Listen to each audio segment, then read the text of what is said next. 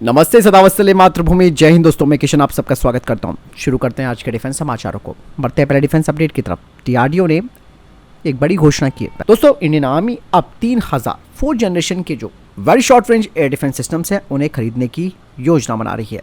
राजस्थान की Pokhran field firing range में इनके कई सफल परीक्षण हो चुके हैं और ये अब भारत की एयर डिफेंस क्षमताओं के लिए एक प्रमुख मील का पत्थर भी साबित हो चुका है। और ये जो very short range air defence system है, इसे एक मिनिएचराइज मैन पोर्टेबल एयर डिफेंस के रूप में डिजाइन किया गया है, जिसमें कि भारत की स्वदेशी टेक्नोलॉजी लगाई गई है। और ये 4th जनरेशन का मिसाइल सिस्टम दुश्मनों के फाइटर जेट, हेलीकॉप्टर, ड्रोन्स और जो अनमैन एरियल व्हीकल्स है उन्हें खत्म कर सकता है।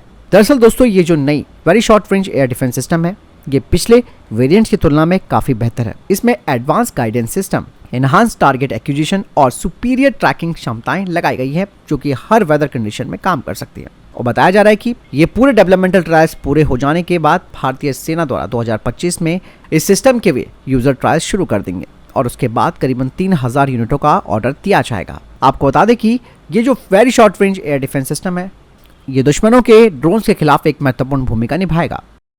बढ़ते नेक्स्ट अपडेट की तरफ। दोस्तों, आप सब जानते हैं कि भारत में लगातार ड्रोन्स का डेवलपमेंट किया जा रहा है और इस हिसाब से देखें तो भारत में ड्रोन्स की संख्या काफी ज्यादा होनी चाहिए। हाल ही में इसे लेकर एक रिपोर्ट आई है, लेकिन इससे पहले मैं आपको बता दूं कि मिलिट्री ड्रोन्स जो है वो अब गेम चेंजर बन चुके हैं और इन सब के जो फायदे और नुकसान है वो आपने देख लिए होंगे और इन मिलिट्री ड्रोन्स के फायदे ही अधिक देखने को मिले।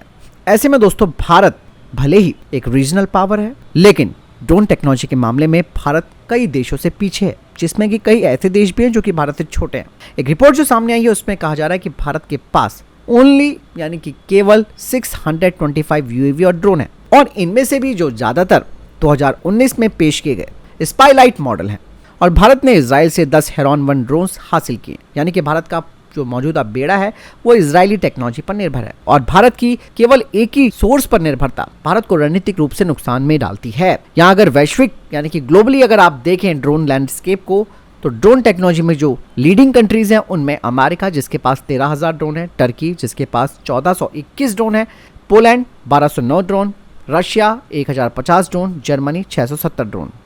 अब अगर इन लीडिंग कंट्रीज के साथ भारत का कंपेयर किया जाए तो हमारे पास बहुत ही कम संख्या में है। हालांकि यहाँ पर चाइना और ईरान की बात नहीं हो रही है। और ये जो टेक्नोलॉजी वाला अंतर है वो भारत के लिए एक महत्वपूर्ण सुरक्षा चिंता भी पेश करता है। ऐसे में दोस्तों, भारत ड्रोन्स पर काम तो कर रहा है, लेकिन भारत को एडवांस टेक्नोलॉजी की जरूरत है ताकि भारत इन विदेशी आपूर्तिकर्ताओं पर अपनी निर्भरता को कम कर सके और अपनी सैन्य क्षमताओं पर इन ड्रोन्स पर अधिक से अधिक कंट्रोल कर सके।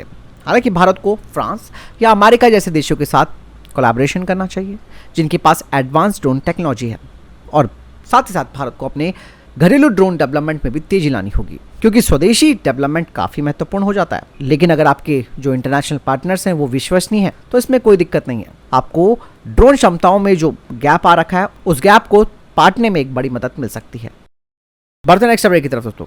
भारतीय वायुसेना ने डीआरडीओ के stealth wing flying test bed, जिसे कि स्विफ्ट प्रोग्राम कहते हैं, उसे अब फुल स्केल प्रोग्राम में बदलने की योजना को मंजूरी दे दी है। हालांकि स्विफ्ट जो कि शुरुआत में केवल एक टेस्ट प्लेटफॉर्म था, वो अब 1 टन के यूसीएवी में बदल दिया जाएगा और ये कई सारी भूमिकाएं निभाएगा, जिसमें कि मिनी बॉम्बर की भूमिका भी ये निभा सकता है। इसके अलावा खुफिया निगरानी और टोही मिशन जो है वो भी ये करने में सक्षम होगा।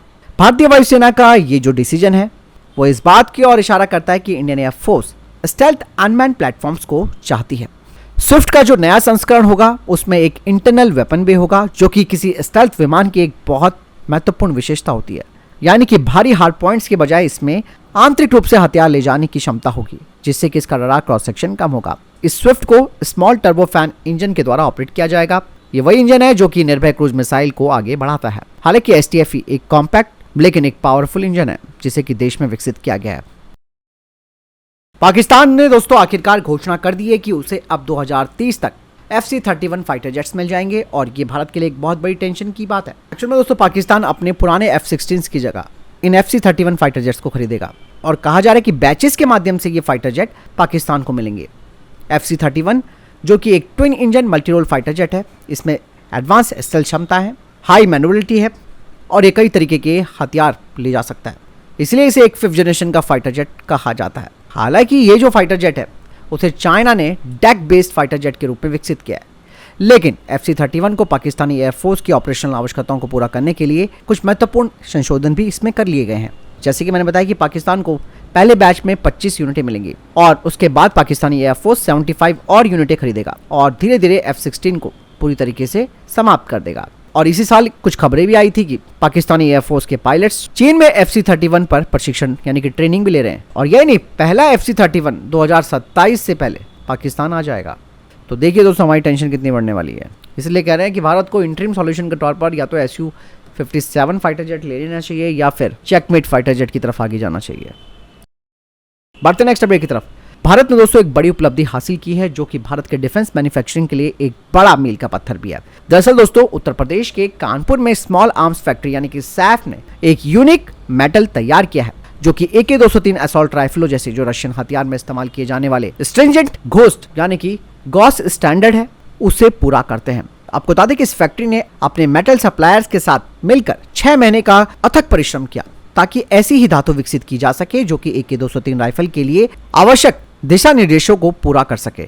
अभी तक दोस्तों इस तरीके के मेटल्स को रशिया से ही मंगवाना पड़ता था। बढ़ते नेक्स्ट अपडेट की तरफ। दोस्तों रक्षा मंत्री राजनाथ सिंह ने LAC के मामले में एक बड़ी बात कही है। हाल ही में चाणक्य डिफेंस डायलॉग 2024 में उन्होंने कहा कि दोनों देशों के बीच जो समझौते हुए हैं वो एक महत्वपूर्ण घटनाक्रम है। यही नहीं, उन्होंने कहा कि भारत और चाइना LAC के साथ जिन क्षेत्रों में कुछ मतभेद हैं उन्हें सुलझाने के लिए कूटनीतिक और सैन्य दोनों लेवल पर बातचीत भी कर रहे हैं। यही नहीं, उन्होंने बताया कि इस एग्रीमेंट में गश्त करना, इसके अलावा पारंपरिक क्षेत्रों में चरगाह गतिविधियों को अनुमति देना भी शामिल है और ये सब लगातार बातचीत होने की वजह से संभव हो सका।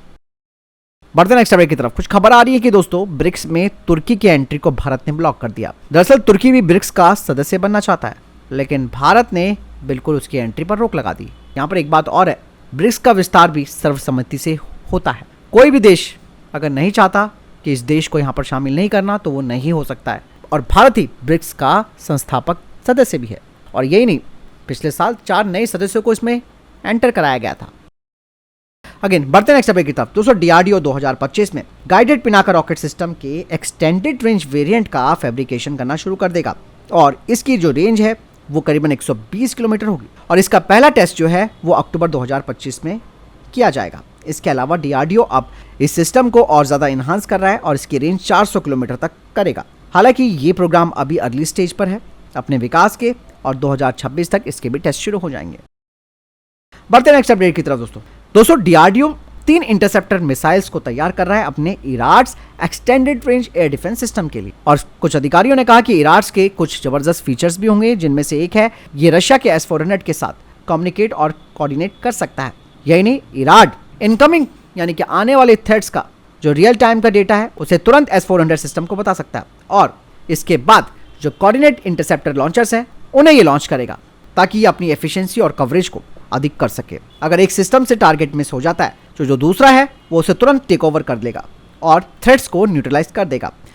इस तरह से ये दुश्मनों की मिसाइलें और एयरक्राफ्ट्स को भारतीय एयर स्पेस में आने से पहले ही खत्म कर देंगे। बढ़ते नेक्स्ट अपडेट की तरफ। दोस्तों ईरान की तरफ से खबर आ रही है कि वो रशिया से कह रहा है कि वो Su-30 और Su-35 फाइटर जेट्स को स्थानीय स्तर पर बनाना शुरू कर दे। बढ़ते नेक्स्ट अपडेट की तरफ। दोस्तों पाकिस्तान के एक हाई रैंक रिटायर्ड अधिकारी जो कि नौसेना से हैं उन्होंने भारत को चेतावनी दी है। उन्होंने कहा कि अगर पाकिस्तान के साथ कोई भी संघर्ष होता है भारत का तो वो सीधा भारत के एयरक्राफ्ट कैरियर को निशाना बनाएंगे। तो फिलहाल ये था अभी तक के टॉप डिफेंस अपडेट। वीडियो के सामने कोई प्रश्न जवाब या कोई सवाल है कमेंट सेक्शन में लिखकर जरूर पूछ सकते हैं। वीडियो को लाइक और शेयर जरूर कीजिएगा। जय हिंद, वंदे मातरम।